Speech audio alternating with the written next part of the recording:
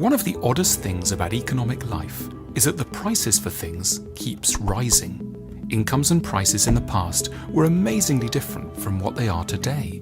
In Pride and Prejudice, Mr. Darcy is supposed to have been one of the richest people in Britain. It's 1813 and his income is £10,000 a year.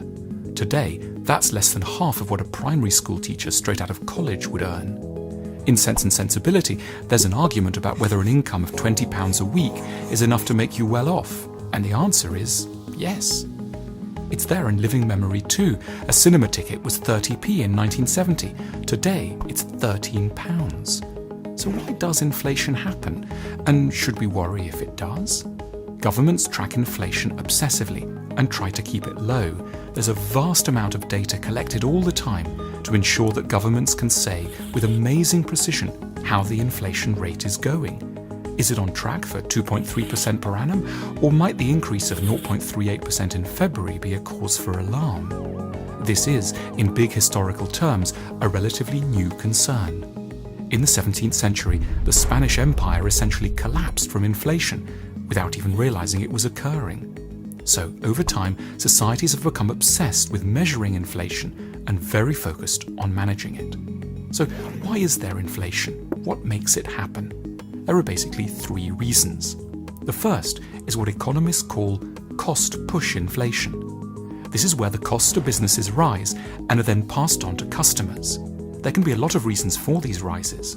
Firstly, raw materials, especially oil, might get more expensive for a very nice reason, because a lot of countries are developing and doing well. Secondly, workers might be asking for more money and succeeding either because they've organised themselves well politically or because schools and colleges haven't been training enough workers in the skills that companies need. Thirdly, land rents might be increasing because not enough factories and offices have been built, which tends to come down to political failures around building permits. The result of all this is that businesses then push their extra costs onto the consumer by raising prices.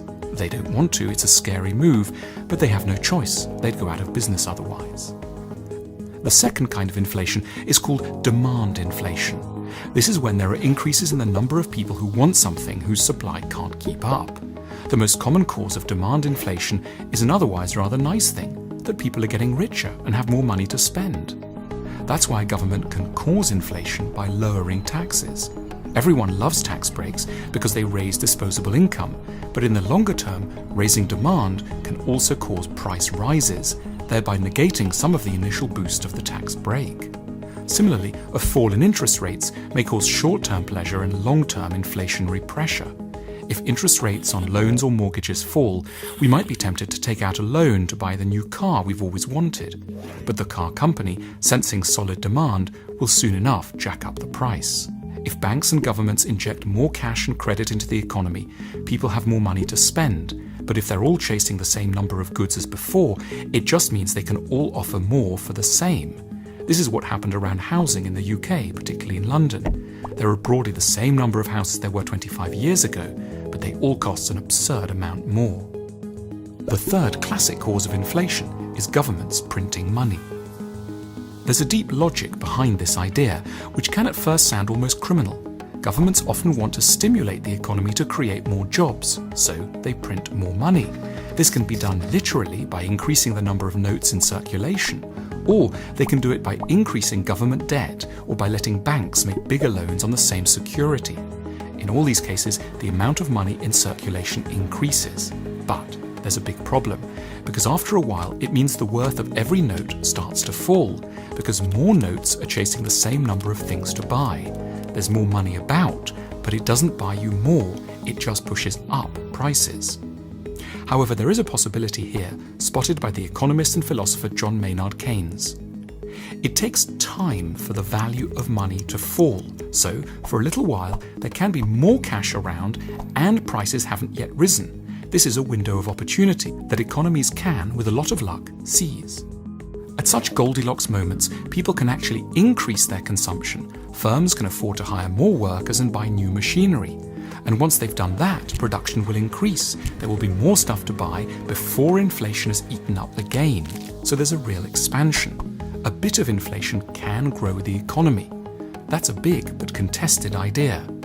The argument is that it doesn't matter if prices are going up 10% every year if wages are going up 15%. So deliberate government-led inflation can be a mechanism for growing the economy.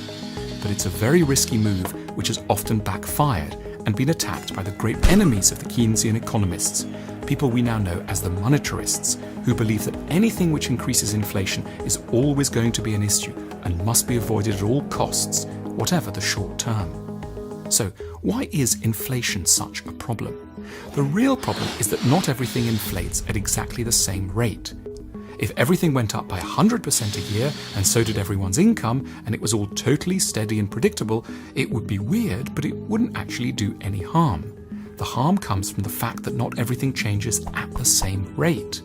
In 1941 in Hungary, inflation reached 150,000% each day. A jelly bean that cost 10p on Monday morning would therefore cost the equivalent of £150 on Tuesday morning and £225,000 on Wednesday morning. That's incredibly complicated, but it's a problem only because other things would not be increasing as fast. If you kept your life savings under the mattress, you'd be wiped out in a day or two. The money that could have bought you a house on Monday would get you a jelly bean on Wednesday. This is the ultra-extreme case, but it illustrates a basic point. Inflation is bad for savings. There's no point in putting money aside, and that's a pity, because saving money, the attitude of saving up for things before you buy them, is an admirable characteristic. Keeping inflation low rewards prudence. It helps long-term planning, because you can know what your money will be worth in the future, and this rewards taking care around costs. Ultimately, what inflation reflects is the instability of the world and of life itself. Prices rise because we can't yet keep the complex system known as the economy under control. There's always something going wrong or growing or falling or failing somewhere. Ideally, we'd keep inflation under control with a more or less fixed amount of money chasing a more or less stable amount of goods. But in reality, low inflation is extremely difficult to achieve because so many factors can derail it. Cost of materials, cost of labour, productivity, taxes falling or rising, exchange rates, again, falling or rising, a growing domestic economy, a neighbouring economy that's growing, falling interest rates, the buying of government bonds, or the printing of money. In the end, we may have to accept that inflation is, a bit like the weather or our own moods, something that's inherently rather unstable, something whose ups and downs we must endure, even as we try to mitigate the extremes. Learning to live with inflation belongs to wisdom.